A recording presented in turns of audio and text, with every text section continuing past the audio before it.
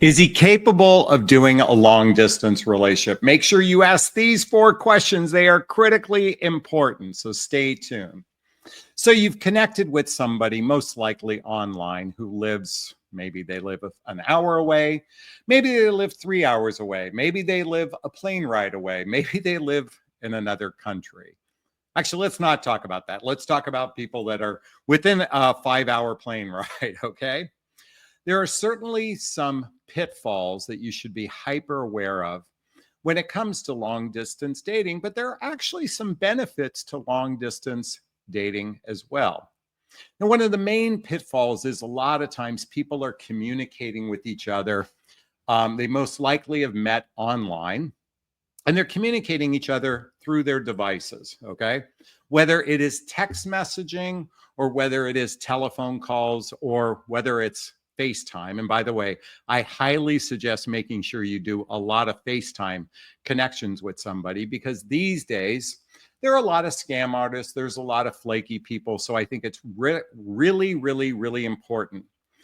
If you're going to engage in a long distance dynamic, is your first connection should be FaceTime, Zoom, Google Meet, WhatsApp, whatever it is. Make sure, even Bumble has a feature that allows you to video chat with someone, okay? And if they avoid a video chat, if they avoid that, that is probably not a very good sign with this person. And I'm not going to get into those particulars, but I think that should be radically obvious for many of you. The other thing is with long distance, because of all this incessant communication, it's interesting. Today, I was briefly watching a Matthew Hussey video, and he was talking about the difference between attention and intention. Attention and intention. And it occurred to me that in many cases, many people are experiencing attention for another person versus intention. In fact, when it comes to is he capable or are they capable of a long distance relationship, it's all about intention. But intention could be confused with attention. And the 2 primary forms of attention that occurs, particularly with long distance, but even in short distance dynamics, is love bombing and therapy. Let me repeat that, love bombing and therapy. And you're probably going, well, how could therapy? That's what a therapist is for. Well, let's start with love bombing. People that experience lust or limerence. And just remember, ladies, whenever you've heard the phrase, men are the hunters, men love the chase, just simply remember that men aren't hunting relationships. They're not walking around going, I've got my bow and arrow and I'm going to hunt for a relationship. When you hear that, men are hunting for sex, okay?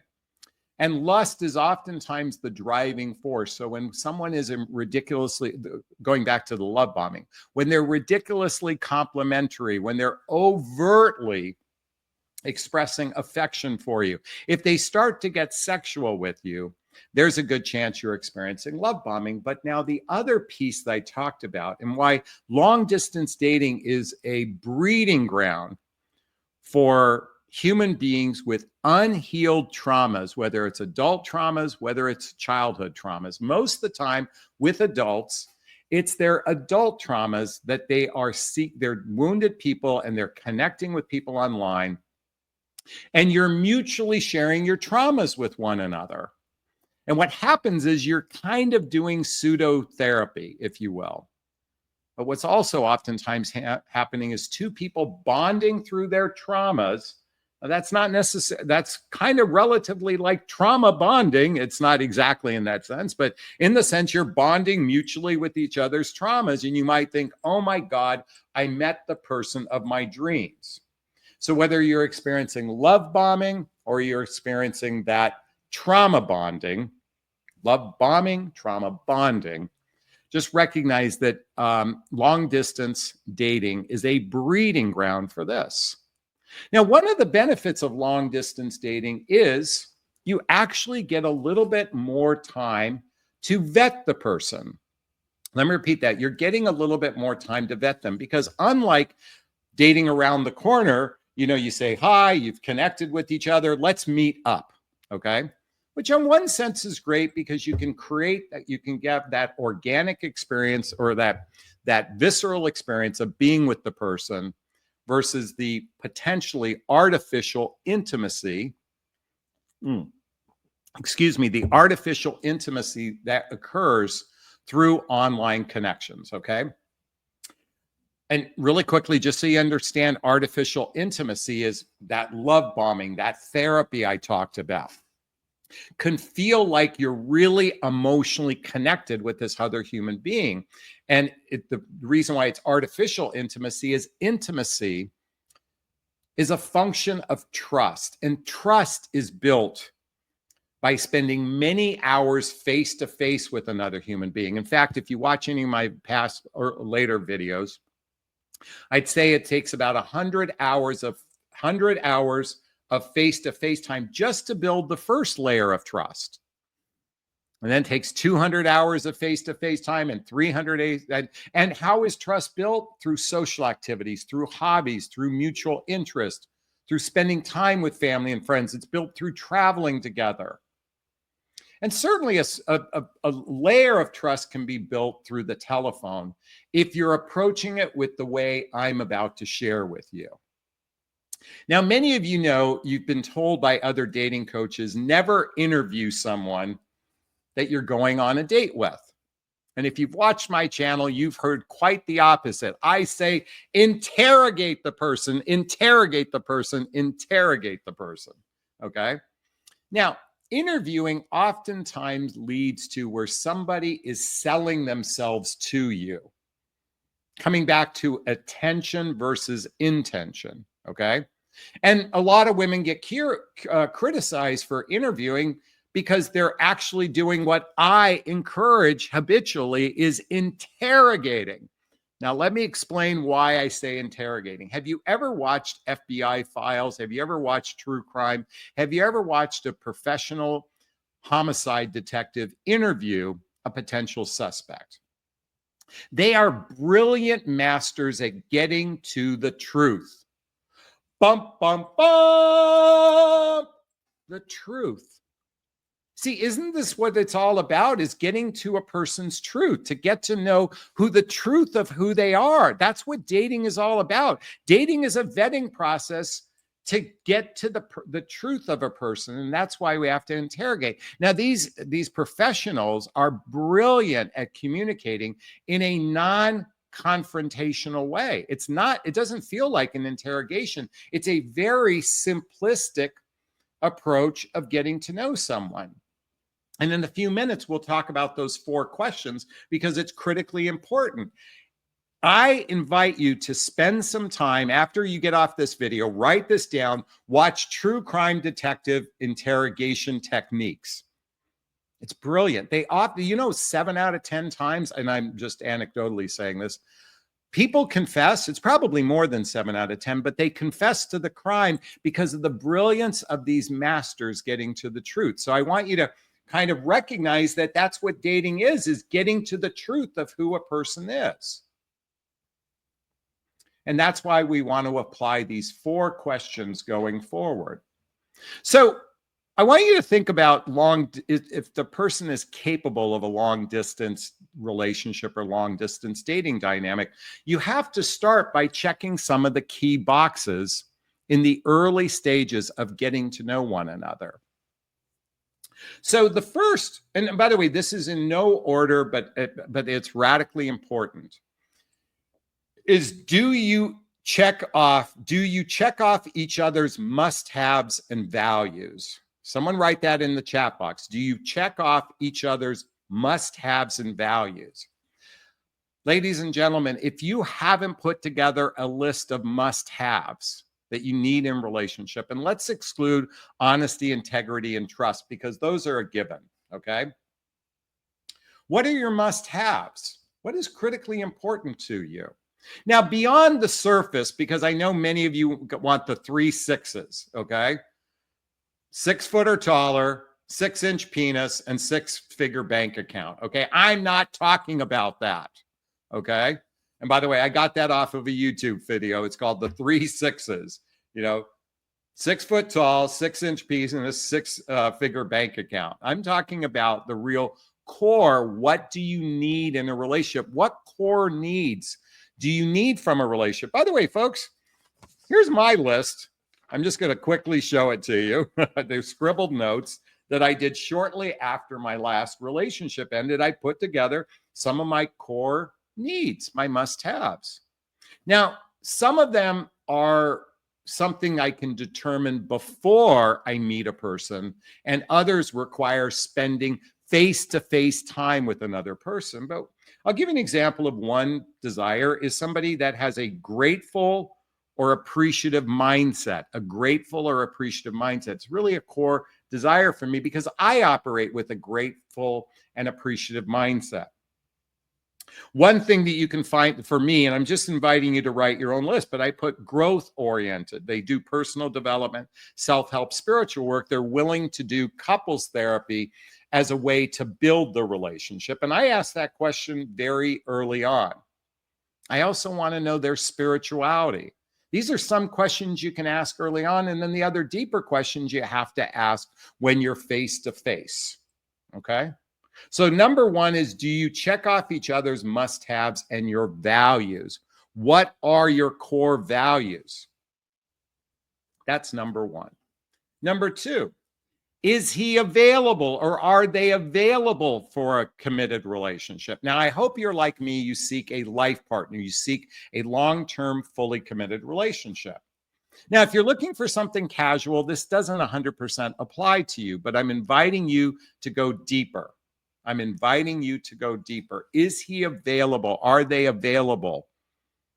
And what I mean by available is, hey, are they healed after they're divorced? You know, remember I said earlier in the broadcast, we talked about trauma bonding and I talked about adult traumas. We have a wounded population of human beings out in the dating marketplace that are just bonding up with they're hooking up with one another more often because they haven't healed from their divorce or maybe their last relationship. By the way, do you know, I was communicating with a woman online not too long ago, and I said, when did your last relationship end? And she said, last night. And she was on the dating app the next morning. I'm like, listen, I mean, I'm not judging her choice, but I said, I'll wait 6 months before I meet you. So their last relationship ended and they've healed from their last relationship. That gives you an indication if they're available. Another thing is, did they have significant, gigantic childhood wounds? And if they did, have they done therapy and healed from it? Folks, sadly, and I have so much empathy for those folks that had deep childhood wounds, but if they haven't healed it, they're going to bring their stuff to a relationship. If you happen to have one of the pay-per-view channels, Showtime, there's a great series called Couples Therapy. Can someone write that down? Couples Therapy. I invite you to watch this series because you're getting inside clues into couples therapy. And most of the problems these couples have all go back to childhood wounds, all go back to their parents. Almost every single circumstance. Except for the polyamorous couple of this season. Although that might relate to it as well. Actually, I think it might. So, so coming back to, have they healed their major childhood wounds? Do they have a stable professional life? That's critically important. Do they have a good relationship with their children if they have children? Do they have a good relationship with their parents? These are questions to be asking to determine if he's available. But most importantly, does he want commitment? Does he want commitment? Is he committed to commitment? Is he capable of commitment? These are the critical questions to be asking. So is he available is number two. Number three, is moving really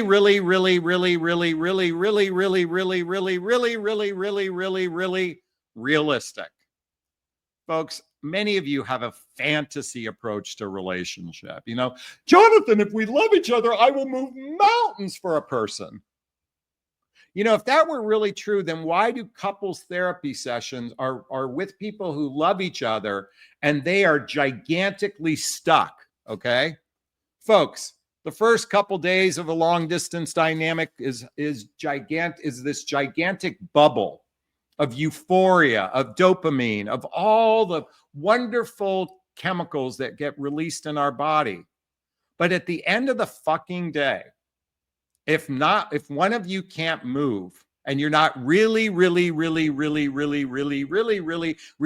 and by the way, if you live an hour away, that's a lot easier.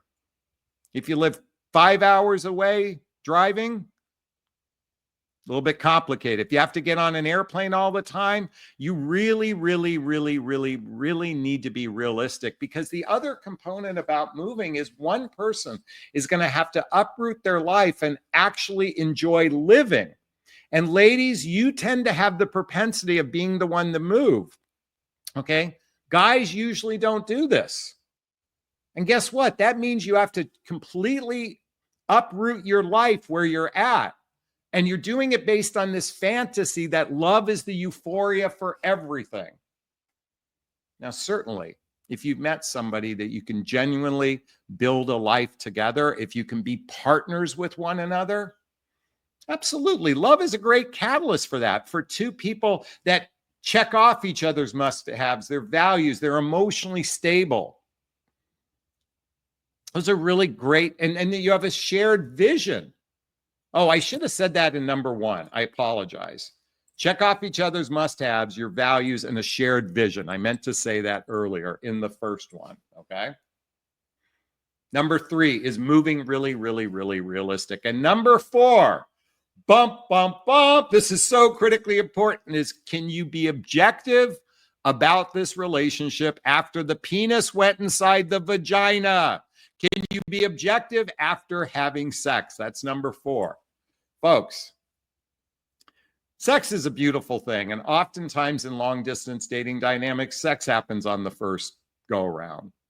And because you're amped up on chemicals, and that's actually, and on some levels, that's okay, because it helps bond you to a person where there's distance. So on some level, that's okay. But you have to be able to remain objective. So if you literally get radically attached with a person you sleep with, then you better make sure that they are somebody, if you want to go the distance, that they are someone capable of going the distance. They have the emotional maturity. They're no longer hung up on their ex-wife or their last relationship. They have a stable professional life. They have a good relationship with their children, and they genuinely want commitment. Because let me tell you something, after you have sex with a person, a lot of this stuff goes out the window.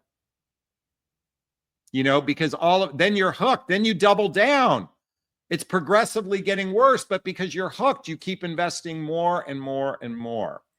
And so just remember that, listen, I'm not here to poo-poo long distance dating or relationships. In fact, I'll share something a little bit further.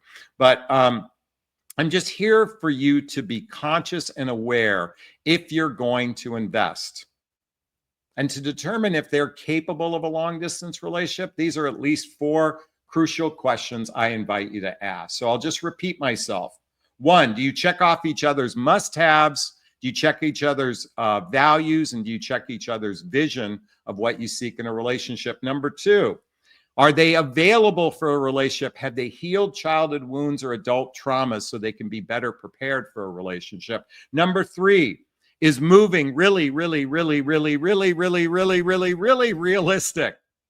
And number 4, can you be objective after having physical intimacy with someone? Those are the 4 questions to ask to determine if you're both capable of a long distance dating or relationship dynamic. Is this sinking in? Is this resonating with you? Please let me know if it is. Post a comment below. I'd like to hear your thoughts. As always, if you find value in my videos, please hit that like button. Please share this video. Please subscribe to my channel and hit that notification bell so you can be notified of new videos. And also make sure you hit the notification bell on your phone as well. And also, if you want to connect with me directly, there's links below to schedule a discovery call with me to see if working with a coach is right for you. There's a link to join my group called Midlife Love Mastery. There's a link to follow me on Instagram. There's a link to get all the books I recommend, which I'll be sharing more along the way, all the books I recommend, and getting my dating vows, which you definitely need to discuss before that penis ever goes inside the vagina. That link is below.